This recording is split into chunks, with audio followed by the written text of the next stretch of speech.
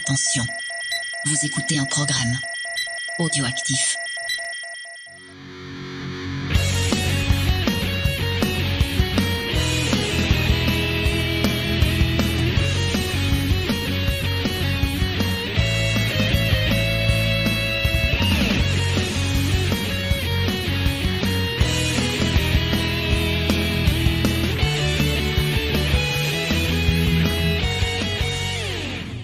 Bonjour à tous et très bonne année et bienvenue dans Geek en série. Et oui, on commence l'année avec un numéro qui va être chantant. Et oui, vous allez voir, ça va être un mois de janvier chantant parce que j'avais envie, parce que ça fait du bien de bien commencer l'année. Et je suis avec James. Bonjour James et bonne année, ça va ? Bonjour. Ouais, ça va. Un peu stressé parce que on va annoncer, tu l'as pas dit encore, mais on teste. Mais je vais le dire. Déjà, je te dis bonjour. Bonjour Faye. Voilà. Et bonne année à tous les auditeurs. Par contre, juste, j'ai le casque qui est pris, du coup, je n'ai pas beaucoup de. Voilà, parfait. Oui, voilà. Donc, vous entendez, il se passe des choses. Wow, mais qu'est-ce qui se passe ? Oh là là. Bah, écoutez, on commence bien l'année. On doit déjà vous faire un gros merci parce que vous nous avez gâtés. Et oui, on l'a enfin reçu. Le fameux enregistreur PodTrack, donc c'est la première émission qu'on fait avec. PodTrack P4, ouais. Voilà, de chez Zoom. Et donc, on vous remercie parce que c'est grâce aux dons que vous nous avez fait via notre page Tipeee qui nous ont permis de pouvoir acquérir ce nouvel appareil. James, est-ce que tu veux le présenter à nos auditeurs ? Alors, est-ce que pour les auditeurs de Geek en série, ça va pas changer grand-chose ? Oui, mais c'est bien qu'ils sachent peut-être dans quoi ils nous ont aidés. Dans quoi vous nous avez aidés ? En fait, c'est un nouvel enregistreur numérique. Avant, on avait un enregistreur, on avait déjà un Zoom. On est très Zoom. C'est une marque Zoom. D'ailleurs, on en a 3, du coup c'est notre troisième enregistreur numérique, puisqu'on avait déjà le Zoom, on avait un H1. Un H2. On avait un H2, un H2 c'est un petit truc que vous pouvez poser pour ceux qui veulent débuter le podcast, ça peut être un bon début, moi j'ai envie de dire. C'est un bon début, vous pouvez le poser sur une table et puis vous pouvez c'est avec ça qu'on a enregistré les tout premiers podcasts. Sur Geek en série, vous les avez pas entendus encore, mais c'est sur les autres vieux podcasts que de Comedy Discovery par exemple. Ouais, les vieux Comedy Discovery étaient enregistrés comme ça. Et après on est passé au H4. Le H4, du coup, vous pouvez brancher des micros dessus, ce qui est pas possible c'est pas possible en XLR sur le H2. Tu peux brancher en jack, il me semble. Tu peux en jack, brancher un micro en jack. Mini jack, et pas en gros. Enfin, en normal. Déjà ils ont marqué nouvelle année, ils nous saoulent avec leur fil.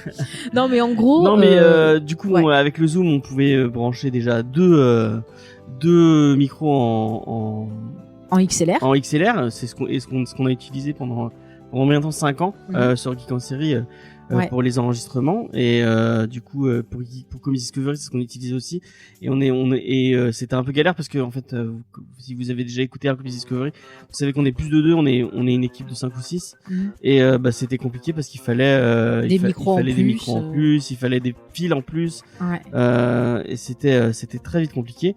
Et en fait le Zoom, le H4 est pas fait, il est pas pensé pour le podcast en fait, c'est pensé pour de l'enregistrement des interviews, des choses comme ça. Ouais, c'est plus pensé pour de l'enregistrement d'instruments de musique ou d'interviews, plus que vraiment du podcast à plusieurs. Et donc celui-ci, James. Et donc Zoom a sorti en 2020 le PodTrack P4 qui permet donc de brancher déjà 4 micros. Quatre micros en XLR, une sortie casque pour 4 personnes, et en plus vous pouvez on peut régler le son de notre voix. Enfin, je sais pas si vous allez l'entendre. Par exemple, là, je peux monter le son de ma voix, le baisser. Vous voyez, j'ai une petite molette pour faire ça. On fait tout dans l'émission. Ce qui n'était pas possible avant. En fait, il fallait,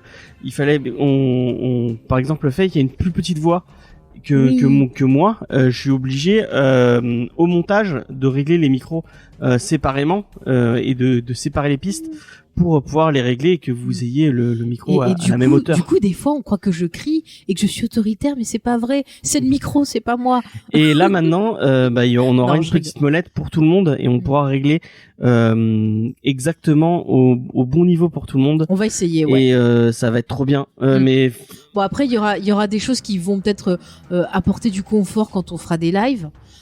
Des choses qui peuvent nous permettre aussi de brancher un téléphone, peut-être pourquoi pas pour des interviews avec des personnes qui auraient peut-être pas accès. Mais c'est ce que je disais un peu sur le Discord, qu'il y a des gens quand j'ai dit qu'on allait le recevoir, les gens me demandaient mais qu'est-ce que ça va changer. Pour vous en fait ça va pas changer grand-chose. On espère quand même un meilleur confort d'écoute. Un meilleur confort d'écoute et un meilleur son. Puisque la prise de son direct sera meilleure. Ouais. Donc forcément le son n'en sera que meilleur. Peut-être que le son est un peu moins bien parce que c'est la première fois qu'on l'utilise. C'est la première fois qu'on l'utilise, donc n'hésitez pas à nous dire. On sait pas trop encore, mais après son montage je réglerai. Mais quand même, n'hésitez pas à nous faire des retours, ça nous aidera à le prendre en main. Pour les gens de Geek en série, mais je sais même pas si on va utiliser celui-là pour Geek en série. Si on va rester sur le. L'autre il commence un peu à donner des. Après c'est vrai que si je suis toute seule, je prendrai un plus vieux qui permet d'enregistrer tout seul. Ouais. Mais c'est vrai que quand je suis avec toi, mon cher James, c'est quand même pratique cet appareil. Mais là, du coup, c'est surtout du confort d'enregistrement pour plus Comics Discovery. Non, c'est quand même aussi un confort de son. Des fois, il y avait des petits comme ça. Ouais. Du confort d'écoute. Ouais. Moi, bref. Bref. Donc voilà, pour vous, ça change pas grand-chose, mais pour nous, ça va changer beaucoup. Dites-nous si vous voyez une différence. Au niveau du confort de l'enregistrement, ça va vraiment être mieux. En plus, c'est fou parce que c'est vraiment un tout petit. Puis on n'aura pas peur que tout petit appareil. L'autre appareil pète et qu'on se retrouve sans rien. On aura un appareil de sécu. On pourra gérer. Mais là, vraiment, on a un tout petit appareil. On va pouvoir se déplacer un peu partout avec ce truc. On n'a pas besoin de table de mixage. On n'a pas besoin de trucs. Encombrant. Là, on aura ce truc. On va pouvoir vous faire des podcasts un peu partout. Et on a hâte. Moi, j'ai vraiment hâte que les bars puissent rouvrir pour faire des lives, des enregistrements en IRL avec les gens. Ou qu'on gagne au loto et qu'on ait une baraque plus grande qui nous permette d'accueillir toute l'équipe. Ah, ça serait bien. Ça serait pas mal. Pour l'instant, c'est pas possible.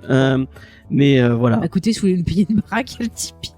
Non, je rigole. Mais merci beaucoup aux gens sur le Tipeee, vraiment. C'est grâce à vous qu'on vous êtes top. Franchement, sans ça, on n'aurait pas pu se le permettre parce que c'est quand même un investissement. Je vais pas vous dire le prix que c'est, mais c'est une petite somme quand même. Et ça nous permet de pouvoir profiter encore plus de cette passion. de faire les podcasts de la façon la plus optimale. Et ça c'est cool. Et c'est grâce aux gens sur le Tipeee qui nous donnent chaque semaine, chaque mois un peu d'argent pour ça. Et vraiment merci beaucoup. C'est clair. On vous fait des gros bisous. Pensée à vous. Et pour les gens qui sont en attente de contrepartie. On est en train notamment c'est sur Die Hard, elle est en train d'être enfin après avoir perdu les rushs qu'on a dû réenregistrer. On a réenregistré donc normalement donc Pazuzu si t'écoutes ça va arriver. Ton émission est en montage, elle devrait arriver. On devrait enregistrer aussi celle qui nous a été commandée sur Big Bang Theory. Ouais, on va la faire normalement voilà, on va essayer de le faire sans troller. Non mais moi j'ai pas écoutez, ça je promets pas. Moi je vous le dis, j'ai revu toute la série du premier au dernier épisode, vraiment pour noter les choses qui me gênaient, les choses positives. Donc j'ai des choses positives à dire, des choses négatives, vous verrez ça. Et petite annonce pour les gens qui écoutent que Geek en série et qui écoutent pas Comics Discovery, mais qui vont peut-être regarder WandaVision, donc la nouvelle série qui arrive sur Disney+. Donc on va peut-être ça dépend si la série nous a plu ou pas. Si la série nous a plu, mais on va peut-être refaire comme on avait fait avec Watchmen déjà il y a un an ou deux. Un an, c'est pas en 2019 ou 2020. C'était 2019, je sais plus. On avait fait des recaps, comme tu as fait sur Mandalorian, on avait fait sur Game of Thrones. On va essayer d'organiser des recaps bonus sur WandaVision et voilà. Et si ça vous plaît et si la série nous plaît, on va continuer. C'est un format que j'aime bien, le recap. Ouais, des petites récaps, c'est sympa. En plus, ça vous permet de vous donner la parole. Et ça c'est cool. Donc si vous écoutez pas Comics Discovery, vous pouvez aller écouter ces émissions bonus qui ne seront peut-être pas tout de suite en ligne, mais allez jeter un coup d'œil, vous verrez. Il y a la chaîne YouTube si vous voulez pas vous abonner au podcast. Il y a tout ce qu'il faut. Il y a Spotify, il y a Deezer, on est partout. Et puis c'est sur Twitch. Allez vous abonner à notre chaîne Twitch. On est en live tous les mardis pour Comics Discovery et du coup pour les WandaVision on sera en live aussi Oui, sûrement. Pourquoi ça fonctionne. Donc allez sur la chaîne Twitch. On a ce qu'il faut maintenant, c'est un peu mieux.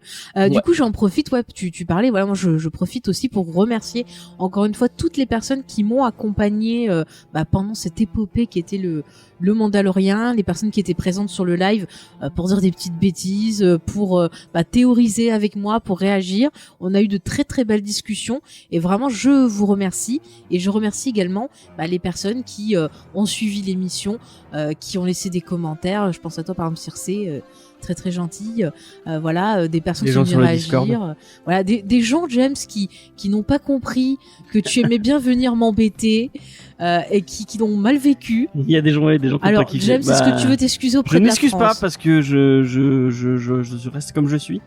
Mais avoue que quand même, quand tu disais que je t'avais obligé, des choses comme ça, c'était contre moi. Parce qu'il y a des gens qui l'ont mal pris. Après, je peux comprendre. Obligé. Après, après, je peux comprendre quand t'as une série, t'entends quelqu'un qui arrive en disant, oh, je suis obligé, machin, je peux comprendre que ça embête. Mais rassurez-vous, le James est très gentil. Il aime bien juste me taquiner. Et quand il voit sur un live la présence de Rémi ou d'XP, il faut qu'il vienne dire que Star Trek c'est pas bien, c'est plus fort que lui. Star Trek c'est nul. Voilà, mais il est très gentil. Mais je la ferai mon émission, Star Trek c'est pour les nuls. Mais déjà, si ça te permet de voir Star Trek, voilà. D'accord. Et bim. Enfin, j'en profite également pour remercier parce qu'on a eu pas mal de 5 étoiles pendant les vacances. Donc je remercie Footrack Laplay et Caps qui m'avaient aussi laissé un message très gentil sur Twitter en MP. Donc merci à vous pour ces 5 étoiles. Je remercie également Adfi qui a laissé un commentaire en disant un gars, une fille des séries. Tu sais, quand je te dis que c'est nous, la série un gars, une fille, on n'a pas besoin de faire une émission dessus, voilà. Mais oui. Et je continue à faire Artlac Vif, alors que c'est pas du tout ça. Maintenant, je vais pouvoir la mute parce que j'ai juste à appuyer sur un bouton et je coupe son micro. Voilà, vous savez pas ce que vous avez fait. Non. elle me voit puis je veux parler sur le doigt. Donc je peux la mute à tout moment. Donc attention. Bon si vous voulez encore critiquer James, vous savez que vous avez le Twitter James Effay, Geek en série, voilà. Il y a Facebook aussi James Effay. Il y a mon Twitter personnel si vous voulez. Je ne vous lirai pas, mais vous pouvez venir. Vous le savez, on est partout. Il y a Discord aussi, vous pouvez laisser des messages. Que je ne lirai pas non plus. Oui, mais je te les répète. Oui, c'est vrai. Et après, j'engueule, je fais, t'as vu ce que t'as fait? Et après, quand on s'engueule, c'est des arguments qu'elle a fait. Ah, regarde, ils l'ont dit ça, ils l'ont dit. Donc voilà. Sachez que vous m'aidez. Vous êtes des arguments pour... Bon, bref. Et si on se lançait dans le sujet du jour, un sujet qui va nous mettre de bonne humeur, mon cher James. Oui. Une émission qu'on a déjà fait on va sur expliquer. Un autre flux. Donc on va vous parler de Dr. Horrible, et c'est vrai qu'on avait parlé au tout début de Comics Discovery. On était encore en radio. Voilà, on était en radio, et pour vous raconter la petite histoire, c'est qu'on s'était retrouvés tous les deux seuls, genre 1 heure avant l'émission. Là, on était avec quelqu'un, il y avait un... Mais attends, j'explique. Ouais. Vraiment, on avait genre 1 heure ou 2 heures avant. Donc j'ai dû faire vite fait construire une émission autour de Dr. Horrible, et en plus on a eu la chance d'avoir un invité avec nous. C'était Léopold, si je me rappelle bien. D'ailleurs, on lui fait un coucou. De la chaîne Léopold. Je sais pas s'il a toujours sa chaîne. Je crois qu'il fait des courts-métrages maintenant. Des courts-métrages, ouais. Donc, en tout cas, quelqu'un de très sympa qui a accepté de venir au pied levé parler de la série avec nous. Alors, c'est vrai qu'on a eu très peu de temps pour la préparer. Qu'au final, on était resté pas mal. Il y a SN Parole aussi on avait eu au téléphone. Oui, c'est vrai. On parlait du comics. Du comics Dr. Horrible, tout à fait. Ben, on leur fait des bisous. Faut aller écouter cette émission. Oui, vous allez voir que là, on va dire beaucoup plus de choses parce qu'on était resté dans le côté comics et qu'on pouvait pas spoiler. Et là, je peux vous dire, mes amis, que j'ai plein de notes et que j'ai pas mal de choses à vous dire. Donc, on va parler de cette magnifique comédie. Je sais pas si on peut faire des marques. Avant, on pouvait faire des marques sur le. Excusez-moi. J'étais en train de me dire pour le chapitrage. Avant, je faisais des marques en disant là c'est. Et tu prends un cahier et t'écris le minutage. Ouais, je devrais le faire en montage. Voilà. Donc. Je disais on va reparler de Dr. Horrible parce que comme je vous l'ai dit, j'avais envie de faire un mois de janvier qui soit heureux et chanter, danser. Ça fait toujours du bien au moral, et comme c'est mon mois d'anniversaire, même si Dr. Horrible n'est pas on va en parler, mais on va en parler. Ne commence pas à spoiler au début d'émission, James. N'oublie pas que maintenant on appelle ça faire une James, hein. Donc attention. Vous avez vu, elle retourne vos arguments contre moi. C'est de votre faute tout ça. En tout cas, moi ça me fait rire. Donc c'est parti, on va parler de Dr. Horrible. Est-ce que tu nous mettrais pas un petit extrait?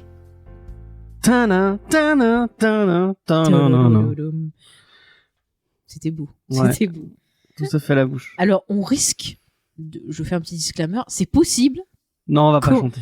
C'est possible que, en tout cas pour ma part, c'est possible qu'il y a des moments, on sait jamais, donc au cas où, je préviens.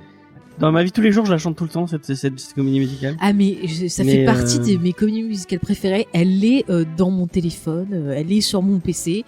Elle était dans ton MP3. Je l'écoute toujours. Quand tu avais encore un MP3. Oui. Avant qu'il explose. Depuis que je l'ai connue, c'était. Est-ce qu'elle était dans ton Arcos? Sachez qu'elle avait un MP3 Arcos qui a explosé. Oui, il était dedans. Oui. Il était dedans. Non, c'est la batterie qui a gonflé et ça a tout pété. Mon Arcos.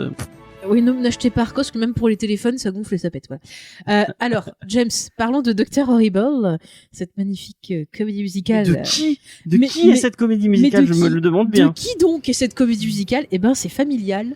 C'est une comédie musicale qui date de 2008, qui est écrite par Joss Whedon, Jet Whedon, Zach Whedon et Marissa, Tancharwen, je sais pas si je prononce bien. Qui pour la famille Whedon? Qui est en fait l'épouse de Jed Whedon. Wow. Et donc en fait Jed et elle, ce sont les créateurs, les showrunners de la série Agent of Shield. Ils ont aussi travaillé sur Spartacus, le sang du gladiateur, sur Drop Dead Diva aussi ils avaient travaillé. Ah bon? Moi j'aime plutôt Agent of Shield. En fait j'avais un problème au début quand ils...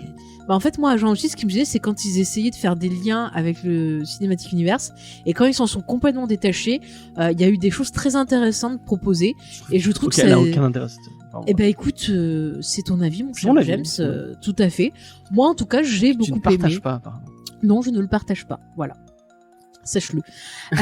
Donc, je vais vous parler de tout ça, un peu de contexte. Bon, Joss Whedon, vous connaissez, vous savez depuis le temps que je vous en parle. Buffy. Voilà, c'est Monsieur Buffy. C'est Monsieur Firefly. Oui, voilà. C'est Monsieur Dollhouse. Avengers. On en parlera. Justice League. La cabane dans les bois. Non, bah non, il est que producteur. Il a écrit aussi le scénario. Qu'est-ce que tu dis comme bêtise? N'as-tu pas vu la vieille vidéo que j'avais consacrée à ce film? Elle est vachement bien avec cette Monsieur vidéo. Godard. Bon, alors. Vous pouvez aller la voir d'ailleurs. Ah, bon. Elle a pas mal de vues d'ailleurs. Oui, je suis étonnée. Bon, alors je vous explique tout ça. Donc, qu'est-ce que c'est Dr. Horrible? Eh bien, remontons le temps en 2008. Oh purée, quel bruitage! Mais c'est fantastique, James! je suis surpris par la qualité de ces doublages. C'est bruitage à la bouche. Ah, magnifique. Et vous savez qu'avec le PodTrack, et tu peux mettre des sons en branchant ton téléphone. On peut mettre des sons et les envoyer directement. On aurait pu mettre Bados. Parce qu'on vient de le recevoir, donc je sais pas encore comment ça fonctionne, mais on pourra le faire bientôt. Ils sont payés pour avoir un truc pour mettre des bruitages, ils les font eux-mêmes. Mais on pourra mettre des petits bruitages, des petits boing, des petits, si vous voulez. Ouais. J'aurais même pas à les rajouter au montage. Est-ce que je peux? Vas-y. Merci. Tu testeras sur ton appareil après. Donc, Horrible. On n'est pas payé par Zoom. 2008. Je tiens à dire. Il y a 3 épisodes de. On aimerait bien. Bon, c'est fini? Vas-y. Sinon, je vais être autoritaire, fais gaffe. Donc, il y a 3 épisodes. On va faire un jingle autoritaire. Arrête. Alors, donc, il y a 3 épisodes de 13 à 15 minutes qui sont apparus en juillet 2008. Donc, qui ont été diffusés du 15 au 17 juillet 2008. Qui ont été hébergés par Hulu. Vous avez même eu avant sur YouTube gratuitement. Ouais. Et ensuite, ils ont été disponibles sur iTunes. Ouais. Donc, sachez que ça existe. Ils avaient un site web aussi à l'époque. Oui, tout à fait. On va en parler de tout ça. Donc, c'est toujours disponible sur iTunes. L'OST également. Vous pouvez aussi le trouver en Blu-ray, en importation. Il y a des sous-titres français.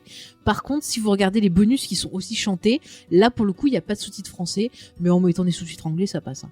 Vous inquiétez pas. Moi, du coup. Ah bah ils sont excellents. Et sachez aussi que ça a été diffusé en 2012 sur la CW et que ça a gagné un Emmy. Et oui. C'est pas assez. Et en fait, non mais c'est fort quand même parce que ce projet, vous allez voir, ça a vraiment été fait. C'est-à-dire que c'est Whedon qui l'a financé lui-même parce que en 2008, rappelez-vous, il y avait en fait une grève des scénaristes. La fameuse grève des scénaristes qui avait perturbé un peu toutes les séries parce que les tournages s'étaient arrêtés. Et en fait, pendant ce temps-là, Whedon s'ennuyait un peu. Et il s'est dit, tiens, j'ai envie d'utiliser Internet pour voir si c'est possible de monter un projet sans l'aide des studios. Et il avait envie pour ça de bosser en famille. Donc il a commencé à travailler avec ses frères et sa belle-sœur. Donc à l'écriture de Dr. Horrible. Donc c'était justement pareil d'une histoire autour d'un méchant. Enfin James nous fera un pitch dans quelques uns. On va faire le pitch maintenant. Comme ça après j'explique. Ah, donc Dr. Horrible, c'est l'histoire de Billy qui se fait nommer Dr. Horrible, qui est un méchant. Il veut être un méchant de comics. Et là du coup dans la vraie vie, qui fait un blog, une espèce de vidéo blog. Dr. Horrible, Sing blog. Enfin non, ça c'est le nom du. Oui, mais c'est un peu pareil. Enfin c'est Dr. Horrible. Enfin, c'est son blog et donc en fait il raconte un peu ses aventures sur son blog et il a un némésis qui s'appelle Captain Hammer et il est amoureux d'une fille qu'il voit à sa laverie automatique. Penny, toutes les semaines et en fait on va suivre les aventures de ce gentil Billy qui n'est pas gentil, qui veut à tout prix rentrer dans la League of Evil. Ouais. Donc c'est une espèce de qui est dirigée par Badors. Donc c'est une espèce de ligue de méchants en fait, où il veut rentrer pour changer le statu quo, puisqu'il n'est pas comme il dit. Ouais. Et donc voilà, on va suivre ses aventures. En comédie musicale. Tout à fait, mon cher James. Ouais. Et donc voilà, donc il a écrit ça avec ses frères et sa belle-sœur. Et pour faire ça, il s'est entouré d'amis. Donc on retrouve dans les rôles principaux Neil Patrick Harris de How I Met Your Mother. Le grand Neil Patrick Harris. Voilà, Nathan Fillion, que vous avez vu dans Buffy, Firefly, Castle. Ouais. Felicia Day, que vous avez vu dans Buffy, dans Supernatural, dans The Guild. On a aussi Simon Helberg, que vous avez pu voir dans Big Bang Theory. On a également des caméos des frères de Joss et de sa belle-sœur. Ouais. On a aussi des caméos de Marty Noxon, qui a travaillé sur Buffy, qui était producteur. On a David Fury, qui fait une apparition. On a des scénaristes comme Doug Petrie ou encore Drew Goddard. Et du coup, David Fury, c'est celui qui faisait. C'est celui qui fait la moutarde. The Moutarde, ouais. Donc il y a un retour du mec à la moutarde. Ouais. The God of Mustard. Et on est parti. Oui, parce que c'est pas pour les gens qui découvrent, c'est pas la première fois que Whedon s'essaye à la comédie musicale. Il l'avait déjà fait dans l'épisode musical de Buffy. Tout à fait. Et on va voir qu'il y a des liens, je trouve, entre l'épisode musical de Buffy et Dr. Horrible. Ouais, déjà le style musical. Oui aussi. Les chansons ont été composées justement par Joss Whedon, ses frères et sa belle-sœur, comme d'hab. Sa belle-sœur, elle apparaît, vous pouvez la voir dans les scènes où c'est avec les fans c'est la petite Captain Hammer. Voilà, c'est ça. Dans la chanson par exemple So They Say, que j'aime beaucoup. Voilà. Qu'est-ce que je peux vous dire? Donc le tournage, il a été fait en 6 jours. Dans des studios rapide, et ça a été tourné dans des studios qui appartenaient à Universal. Et ce qui est intéressant, c'est qu'en fait peu de temps après le tournage, en fait il y a eu un incendie et tout le décor a été ravagé, brûlé. Donc purée, c'est triste quand même. Après, au niveau du budget, comme je vous l'ai dit, c'est Whedon qui a financé le projet.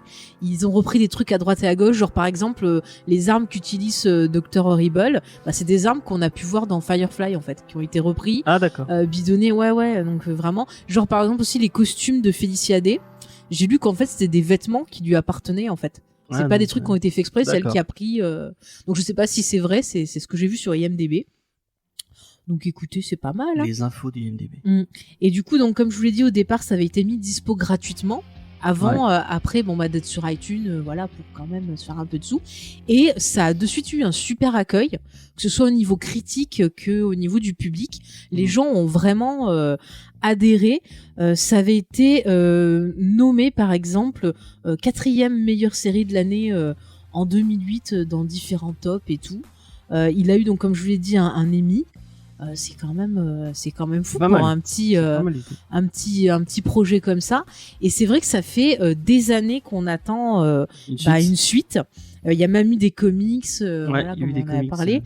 Donc il y a même eu parlé dans l'émission si vous voulez l'écouter. On les a pas lus, donc on pourra pas vous en parler. Si, moi j'en ai lu. Ah, t'en as lu du coup? Bon, c'est gentillé, mais il y a pas le côté musical, donc ça m'a un peu frustré.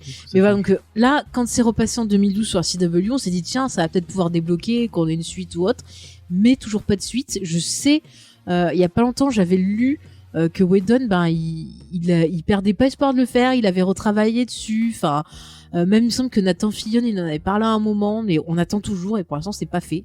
Donc moi j'ai envie de dire, mais Whedon, laisse tomber là, les conneries Warner, bosse sur ça, reviens, fais ton truc en solo, on t'attend, on veut la suite parce que mais c'est génial Dr. Horrible, franchement c'est même au niveau là on va vous parler un peu sans spoiler de notre avis général sur cette série. Donc voilà, comme vous voyez, c'est vraiment quelque chose qui part d'une passion pour le comics, pour essayer un peu de détourner les genres, mais on va voir que ça parle de beaucoup de thématiques intéressantes. Ces thématiques-là, on va les aborder un peu plus en détail quand on fera la partie spoiler. Mais là, pour commencer, j'ai envie un peu, James, de te poser la question. Toi, qu'est-ce qui fait que tu as aimé directement, enfin tu l'as aimé directement, t'as eu le coup de foudre direct, qu'est-ce qui t'a plu, enfin parle-nous un peu de comment tu l'as déjà vécu. Moi il y a l'attrait, il y a beaucoup l'attrait au comics et au fait qu'il retourne les codes du comics avec le méchant qui en fait est gentil, puisqu'au final on se rend très compte sans spoiler que Dr. Horrible n'est pas si horrible que ça, et que en fait le vrai méchant c'est Captain Hammer, enfin qui est même pas vraiment un vrai méchant, il y a enfin c'est des personnages très humains. Je suis pas pardon, je suis pas d'accord avec toi pour Captain Hammer. Pour moi, c'est le vrai méchant dans le fait que mais c'est un con quoi. Enfin... Non, parce que si tu enfin oui, c'est un con, mais ce qui est intéressant, c'est qu'on a une série qui va parler beaucoup de l'image avec le rapport par rapport à l'image qu'on a de soi et l'image qu'on projette sur les autres. Et Captain Hammer, pour moi, c'est un méchant parce que lui, il a tout à fait conscience de ce qu'il est, mais il a conscience que l'image, c'est important et il fait de la manipulation. Donc, en ça, pour moi, il est malhonnête, il est méchant. Et enfin, bon, j'en dis pas plus parce que sinon, je vais spoiler. Mais... Après, les musiques sont géniales. Enfin, j'aurais du mal à mettre sur un truc qui m'a fait que ça a fonctionné.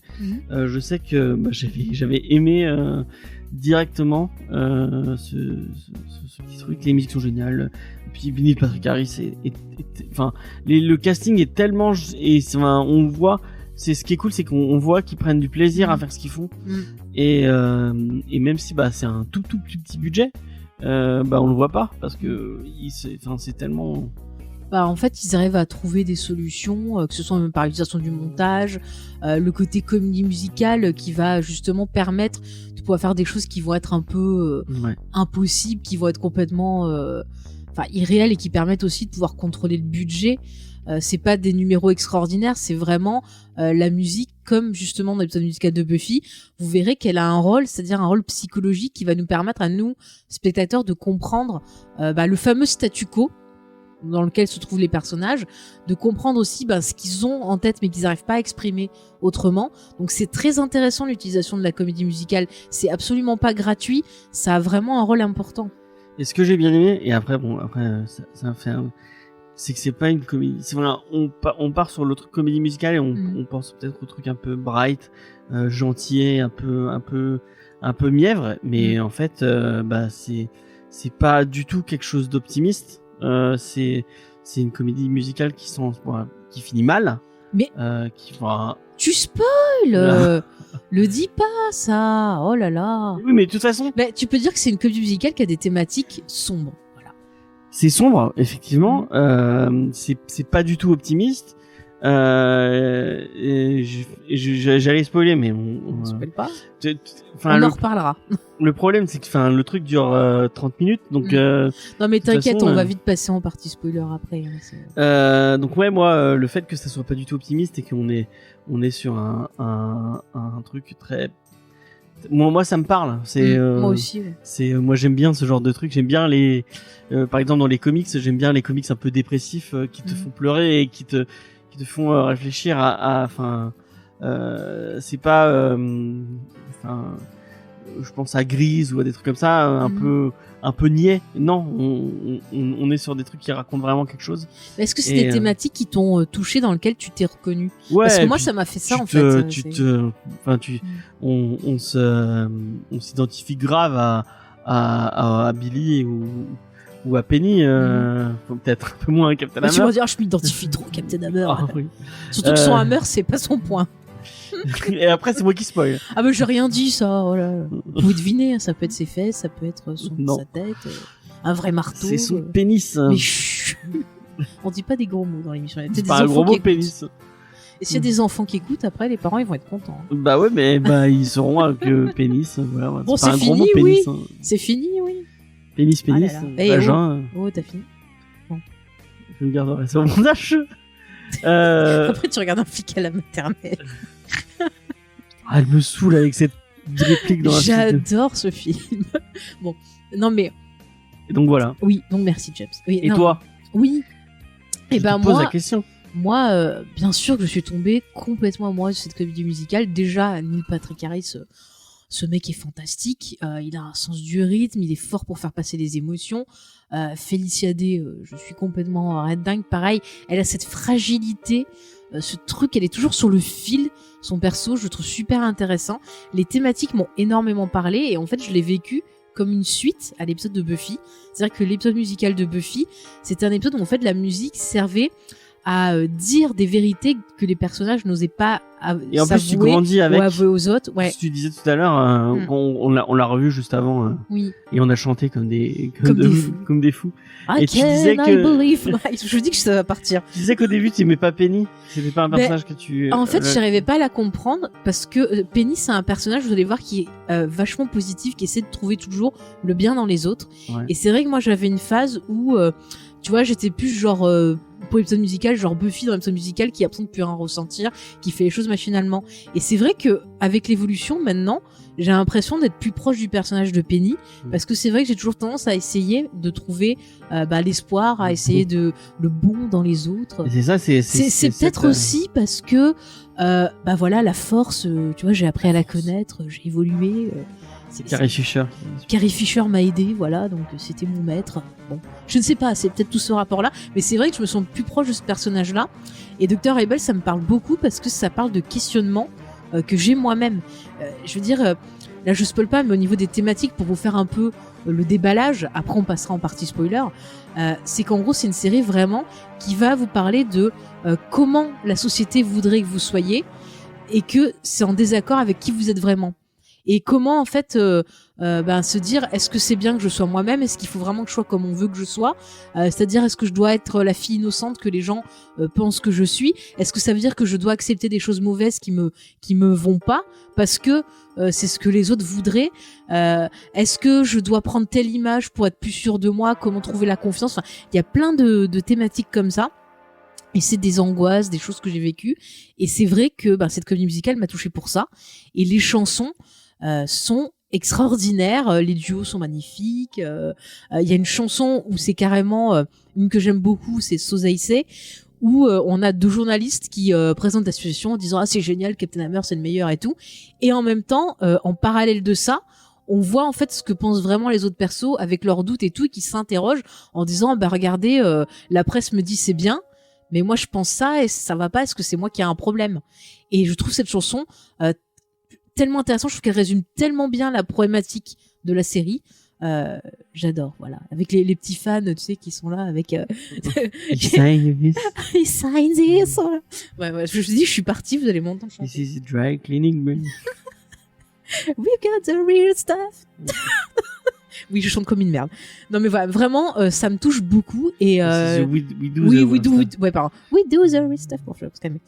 Non mais c'est vraiment une comédie musicale qui me touche et que j'ai envie de partager avec vous parce que je pense que ça fait du bien, ça va peut-être vous aider à prendre conscience de certaines choses et en même temps vous allez chanter, ça va vous faire du bien, ça va défouler et c'est vraiment très très bien. Dr. Horrible, c'est beau, pour moi c'est un des meilleurs trucs, même on n'a pas parlé de l'aspect comics mais même autour de cette thématique du comics, c'est un des je crois que c'est un des trucs, film, mini-série ou ce que tu veux, comics que j'adore. À moi, je préfère voir en boucle Dr. Horrible que les autres films Marvel, parce qu'il y a vraiment un truc intéressant, le fait de travailler sur ces figures, celle du super-héros et celle du méchant, et de montrer que finalement c'est pas ou tout blanc ou tout noir, qu'il y a des choses autour et que parfois c'est pas vraiment ce que tu crois qui est bien, et ça te permet de réfléchir sur des persos comme Batman par exemple. Je cite Batman parce que je sais que James il aime, mais tu vois Batman, et Batman, moi je le vois comme un vilain. Parce que il est un peu borderline parce que il y a cette dualité d'image aussi avec le Bruce Wayne et le Batman, et ça me fait réfléchir un peu sur toutes ces figures-là, et je trouve ça intéressant, même sur certains méchants. Des fois, on parle qu'il y a certains méchants de comics dont on peut comprendre pourquoi ils sont méchants. Je pense par Magneto, par exemple. Les meilleurs méchants, c'est ceux qu'on comprend. Magneto, Lex Luthor. Ouais. C'est des méchants que si tu regardes un peu leur logique, tu te dis, ah, mais en fait, ils ont raison. Ouais. Et là, c'est un peu pareil avec le perso de Dr. Evil, parce que lui, au début, on se dit, bon, il fait ça parce qu'il veut avoir de l'assurance, qu'il pense que c'est cool. Et c'est vrai que souvent, il y a ce côté-là. Ouais, il fait ça parce qu'il trouve que le monde est injuste. Oui, non, mais il y a ça aussi. C'est ça aussi. C'est ce que j'allais dire. Il pense que le monde est injuste, tu le dis très bien, James, qu'il a envie de faire bouger les choses, mais en même temps, comme il a ce manque de confiance, il se dit qu'en prenant la figure de l'antagoniste, ça peut lui apporter cette force. Il le dit au début, quand il parle de son truc et tout, tu le vois. Quand il discute à un moment, on va partir dans la zone spoiler. On va. Écoute, je te propose qu'on y aille s'il faut. Alors, rentrons. Attends, juste quand même, on conclut sur l'aspect comics. Et après on y va. Mais voilà, moi je trouve ça intéressant de réfléchir sur ces figures-là, et je le conseillerais limite à des gens qui ont pas trop lu de comics ou qui regardent pas trop les films, tu vois, que ce soit Marvel ou DC, de regarder ça parce que ça permet d'avoir un aperçu de ces figures et de se poser des questions sur la construction de ces figures-là aussi. Je sais pas ce que tu en penses, James. Ouais, je sais pas si j'irai aussi loin que toi. On est quand même sur un petit truc de 30 minutes qui moi je suis à fond moi. non mais j'aime autant que toi, mais je pense que ça va pas aussi loin que tu pourrais le penser, et on reste quand même beaucoup à la surface au final, puisque ça dure niveau comics. Ils vont pas vraiment à fond dans la thématique comics. Ils auraient pu et je pense que c'était même pas l'envie de Whedon, c'était juste de faire une comédie musicale. Je pense qu'il avait envie de jouer et prendre des thèmes qu'il aime bien, parce que c'est quelqu'un qui est fan de comics. On le voit dans ses œuvres, dans Buffy. Dans Buffy, on voit qu'il est fan de. On le voit qu'il est fan de Spider-Man, des X-Men. D'ailleurs aussi, je ne comprends pas qu'on lui ait pas filé un film X-Men. Bon, on sait qu'il a travaillé sur Avengers 2. Voilà, on parlera pas du reste. Non, mais voilà, donc c'est quelqu'un qui quand même, tu vois, aime bien jouer avec ça. Même dans Buffy, il y a eu des jeux un peu autour de cette thématique-là. Ouais. Bon, après, je pense qu'il voulait peut-être plus se concentrer sur les autres thématiques.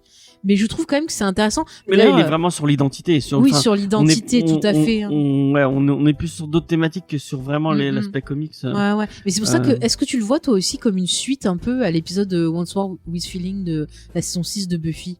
Au niveau des thèmes. Il y a des thèmes qui reviennent, effectivement. Il y a la fin. C'est marrant parce que le début de comment est Buffy au début de Once More with the Feeling, c'est comment finit Dr. Horrible en fait. Oui, il est dans le même. C'est vrai qu'on peut voir un peu un parallèle. Il y a un changement de. On va en parler dans quelques instants. On partirait dans la zone spoiler Oui, on va y aller. Mais voilà, avant, juste pour les personnes qui n'auraient pas vu Dr. Horrible, vous mettez pause. Ça se trouve sur YouTube, ça se trouve sur iTunes. Il y a le Blu-ray, il y a plein de moyens de le voir de façon légale. Vous l'avez même en VOSTFR sur YouTube. C'est ce que j'ai dit. Mais non, je veux dire pour les gens qui aimeraient pas, qui n'ont pas envie de le. Il y a c'est encore disponible sur YouTube. Vous l'avez sous-titré en français sur YouTube. Allez-y. Sinon, il y a d'autres moyens légaux, pour le voir aussi. Après sur YouTube, je sais pas s'il l'a laissé lui. Enfin, je sais qu'il y a différentes personnes qui l'ont mis après, mais je sais qu'à un moment c'était dessus. Mais le Blu-ray est très très bien, vous le trouvez facilement, donc ne vous privez pas. L'OST vous l'avez sur iTunes, Spotify, Deezer, vous pouvez aussi l'écouter et revenir après. Mais vraiment c'est une œuvre qui va vous faire du bien quand même. Même si, comme le dit James, il n'y a pas que des choses gays dedans. Et contrairement à Hamilton, il y a des sous-titres. Donc allez-y. Voilà, contrairement à Hamilton, qui a toujours pas les sous-titres sur Disney+ en français, c'est quand même un scandale. Voilà, j'ai envie de le dire. On a tous les deux, on a suivi le compte. Il y a un compte qui tous les jours dit oui, ça fait 180 jours que machin est sorti, toujours pas de sous-titres. C'est vraiment. Et ensuite, quand vous l'aurez vu, vous allez pouvoir militer comme nous pour avoir une suite. On fait une suite. Après, je sais pas si j'ai envie d'avoir une suite. Mais moi, j'aimerais tellement le voir sur grand écran. Tu vas au ciné, tu chutes. Ça, par contre, j'aimerais bien voir. Mais pourquoi personne ne diffuse quand ça rouvrira les cinémas? Mais le problème, c'est que je pourrais pas m'empêcher de chanter et je pas. Mais t'imagines quand ça rouvre les ciné, mais faites une soirée Dr. Horrible karaoké, on arrive avec James Et puis voilà. Mais on va casser les oreilles à tout le monde. Mais si, on fera Can I believe my Déjà, eyes? nos voisins, on se le met, à chaque fois qu'on se le met, nos voisins doivent supporter, nous qui hurlons. C'est horrible, j'ai envie de faire toutes les chansons. Alors en bonus, moi, Faith nous chante. Moi, je m'empêche de le faire parce que je sais que je chante très mal et que déjà c'est du yaourt complet. Du yaourt complet. Ouais, voilà, c'est ça, c'est totalement ça. Mais moi, je m'en fous.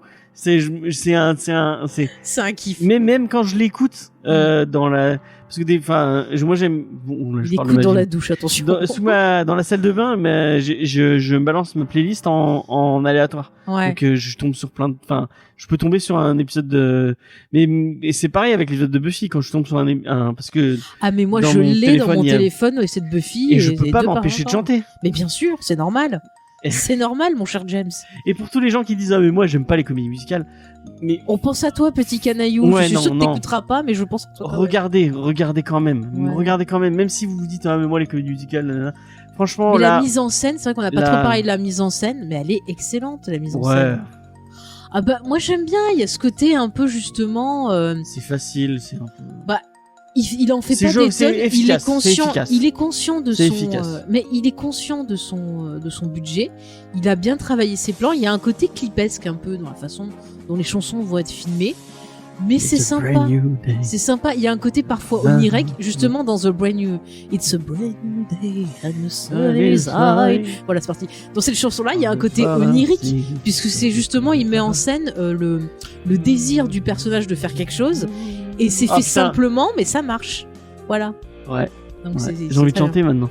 Voilà. Donc je pense qu'on va partir en partie spoiler. Donc allez-y. Après vous deviendrez aussi zinzin que nous. Franchement, je compte sur vous si vous l'avez jamais vu. Mettez-nous des messages pour dire j'ai vu Dr. Horrible et je suis zinzin. Envoyez-nous des bouts de vous en train de chanter Dr. Horrible. Qu'on soit pas seul. Donc comment on passe en zone spoiler? Est-ce que t'as un petit son Badors is bad. Voilà, c'est le meilleur générique de méchant du monde. Parce que oui, il y a vraiment un cheval qui s'appelle Badors et qui est le chef. C'est le méchant cheval. Des méchants. Donc c'est fantastique. Ouais. Et oui. Donc du coup rentrons un peu plus en détail dans toutes ces thématiques. On va parler de cette fin génialissime. Attends, on va pas parler de la fin. Parlons des thématiques d'abord. Cette fin, moi je l'adore. C'est le. Oui, mais on parlera en dernier de la fin. La dernière chanson. T'as envie de mourir avec lui. Parlons déjà, on va y arriver. Par exemple, tu parlais d'identité, que c'est une histoire d'identité. Comment tu as perçu ça? Enfin, qu'est-ce que tu vois au niveau de l'identité? Est-ce que tu vois que c'est plus comme comment s'affirmer, comment trouver son identité, comment se positionner? Comment tu le vois cette thématique?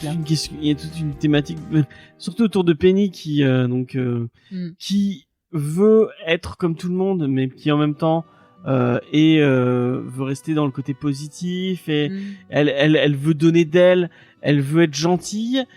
Et en même temps, quand elle voit, je sors avec machin, tout le monde me dit que c'est cool et tout, donc mais je suis pas heureuse. Mais en même temps, il est pas bien pour moi. Puis à la fin, elle part parce qu'on la voit partir pendant la chanson de Captain Hammer. Mais ça, tu vois, c'est pour ça qu'elle me touche, parce que je me suis reconnue dans ça. C'est-à-dire que j'ai toujours cette impression que il faut que je joue, tu vois. Enfin, c'est l'impression qu'on me renvoyait, que ce soit la famille ou les gens autour, que il faut être la gentille fille qui fait pas de bruit, qui se plaint jamais, voilà, qui fait pas de vagues, qui se plaint pas, qui fait que des choses gentilles, qui sort avec la personne qui semble être la meilleure pour elle parce que la société la désigne comme étant exemplaire et tout, alors que en fait on voit bien que c'est pas ce qu'elle est, elle est plus que ça. On voit que c'est quelqu'un qui a des désirs et qui se réfrène et qui dit jamais en fait ce qu'elle veut et ce qu'elle ressent. Et finalement, à la fin, lorsque elle s'assume par le geste de quitter la scène quand elle en peut plus du caractère horrible du mec qui dit devant tout le monde qu'il a couché avec elle, enfin qui est un connard. Ce qui est horrible, c'est que quand elle prend enfin position et qu'en plus elle voit le personnage de Billy qui est plus ce qui lui correspond, quand elle prend position, il se passe quelque chose de tragique. Billy lui correspond au final. Non, mais sur le moment, elle se dit. Mais le problème, c'est que Billy, lui, il a une toute autre problématique. Ouais. Là, on est sur ce personnage-là. Il est dans le. Enfin, oui, il y a un problème aussi. Ouais, on va parler. Mais juste, on finit comme ça, tu pourras dire la fin. Ouais. Mais voilà, c'est horrible de se dire que juste au moment où elle se positionne et qu'elle pourrait justement enfin être elle-même et suivre ses désirs, et ben patatras, elle se prend un petit coup d'arme qui explose. Ouais, dans le bide. Et elle meurt. Et juste, ce qui est, c'est que juste avant de mourir. La mort, cette scène de mort, elle est ça, géniale. Mais juste avant de mourir, elle pourrait s'énerver en disant, regardez ce que vous m'avez fait. Ouais. Non, elle reste positive en disant, ah, t'inquiète, on va nous sauver, ça va aller. Alors que non, on va pas. Captain Hammer va nous sauver. Parce qu'elle reste dans l'illusion jusqu'au bout. Ouais. Et c'est horrible pour elle. C'est horrible pour Billy, quoi. Enfin, justement, Billy, c'est la même problématique. Tu parais, et c'est là que tu vas pouvoir faire le rapport avec Buffy, que t'as très justement pointé du doigt, mon cher James. Ah oui. C'est que qu'au début, il essaye, enfin. Attends, on va dire déjà sa problématique. Vas-y. En fait, Billy, alors je vais me dire si tu le vois comme ça, mais Billy, c'est quelqu'un qui n'a pas confiance en lui, ça se voit. Qu'il a justement des désirs, des choses qu'il a envie d'accomplir, mais il a peur, comme essayer de modifier la société, essayer de parler à la fille dont il est amoureux, il a peur. Rentrer dans le groupe qu'il a envie. Et puis on voit, il y a cette chanson dans The Brand New Day où il dit elle me voit comme un échec, comme quelque chose de nul, et je veux pas qu'elle me voit comme ça, mais il sait pas comment elle le voit. C'est lui qui se voit comme ça. Oui. Et je pense que c'est pour ça qu'il se dit je vais être un méchant, parce que dans la pop culture, les méchants, on a toujours tendance à dire ils sont cool, ils sont machin. Je prends l'exemple comme ça tout à fait au hasard d'un antagoniste qui est très cool, c'est Spike. Tout à fait au hasard, hein. Non mais Spike il est un cool. peu la même problématique au final. Hein. Ouais. Qui se voit comme un méchant et puis en fait il est pas méchant. Il est pas si méchant que ça. Enfin, il a des problèmes aussi, mais c'est parce qu'il a pas d'âme. Ça, pour le coup. Mais après quand il récupère son âme, il est mieux. Mais bon voilà, tu vois ce que je veux dire, le côté genre, c'est comme on l'a vu dernièrement par exemple avec les persos qui ont trouvé le personnage du Joker cool. Ouais. Alors qu'il y a des problèmes derrière, tu vois. Ouais. Donc c'est quelqu'un, pareil, il se dit, il faut que j'endosse l'identité de quelqu'un qui va être craint, de quelqu'un qui va paraître cool pour pouvoir réussir à faire ce que je veux faire. Mais je suis pas d'accord parce que je pense qu'il est foncièrement, dans sa cause et pour lui sa cause elle est juste. Oui. Et en fait il le dit très clairement. Il y a un moment où la chanson quand Penny vient le voir et qu'il est en train pour lui la société est vraiment corrompue, la société est vraiment elle est pas équitable et pour lui ce qu'il fait est bien. Je pense pas qu'il se voit comme un méchant, il se voit pas comme quelqu'un qui prend les bonnes décisions et qui fait les choses qu'il faut être fait. Et je pense qu'il est quand même vraiment impliqué dans son truc. Il est pas en mode je vais devenir un méchant pour avoir l'air cool. Il se dit mais il est pas vraiment méchant non plus. Pour qu'il y ait un changement, il faut que je devienne cette personne et il faut que je fasse et sa problématique elle est entre ce que lui et le man's gonna do ce que les hommes doivent oui, je vous fais les chansons. Et lui sa problématique elle est entre ce que lui il pense qu'il doit faire et entre